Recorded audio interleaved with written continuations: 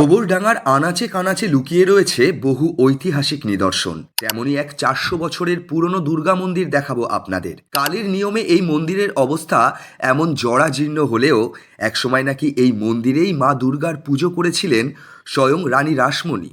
আজ সেই মন্দিরের কাহিনী তুলে ধরবো আপনাদের সামনে। গোবরডাঙ্গার ইতিহাস বলতে গেলে তা এই এক ভিডিওতে প্রকাশ করা যাবে না। জমিদার কাশীনাথ রায় তার এই গোবরডাঙ্গা সাম্রাজ্যে গড়ে তুলেছিলেন একাধিক নিদর্শন, যার মধ্যে রয়েছে 1986 সালে তৈরি করা সূর্য ঘড়ি থেকে শুরু করে সিংহদুয়ার, নদী বন্দর, রাস্তাঘাট। তিনি ধর্ম প্রচারের জন্য ব্রাহ্মণ ও পূজারীদের উদ্দেশ্যে দান করেছিলেন গোটা একটা এলাকা। ধর্মের প্রতি তার এই ভক্তি থেকেই গোবরডাঙ্গা এলাকায় গড়ে উঠেছে একের পর এক মন্দির, যার মধ্যে উল্লেখযোগ্য প্রসন্নময়ী কালীবাড়ি। জনশ্রুতি রয়েছে এই মন্দিরের নকশা দেখেই নাকি দক্ষিণেশ্বরের মন্দির তৈরি হয়েছিল। তবে শুধু গোবরডাঙ্গার জমিদার নয়, সেই আমলে এই দুর্গা মন্দিরটি বানিয়েছিলেন দেওয়ানজিদের পরিবার। দেওয়ানজি, যারা জমিদারদের খাজনার হিসেব নিকেশ রাখতেন, তাদের জন্যও বরাদ্দ ছিল একটি এলাকা, আর সেখানেই গড়ে উঠেছিল এই দুর্গা মন্দির। আপনি যদি ইতিহাসকে ভালোবাসেন তাহলে এই মন্দিরের শিল্পকার্য দেখে চোখ ঘোরাতে পারবেন না। একাধিক ধরনের ইট দিয়ে নকশা করা হয়েছে এই মন্দিরে। যেমন এই পিলারগুলোর গোলাকৃতি ইট দিয়ে সুন্দরভাবে সাজানো হয়েছে। প্রায় দোতলা সমান উচ্চতা এই মন্দিরের, চারিদিকে সুন্দর সুন্দর নকশা দিয়ে সাজানো। একসময় এই মন্দিরের বারান্দাতেই সেজে উঠত আলপনা, বিরাজমান ছিল দেবী দুর্গার মূর্তি।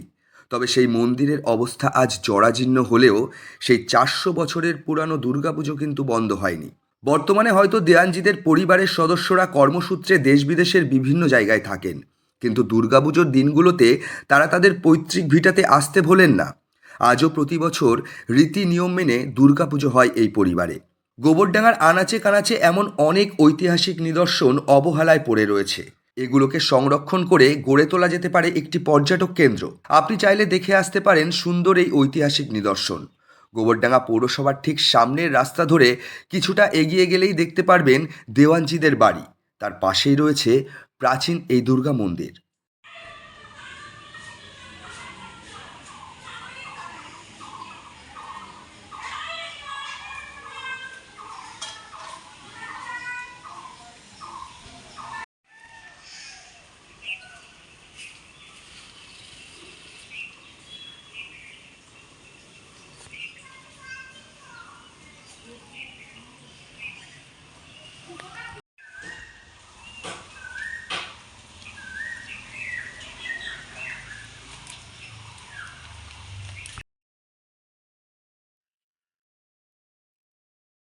ব্যুরো রিপোর্ট, ভুবন গ্রাম সংবাদ।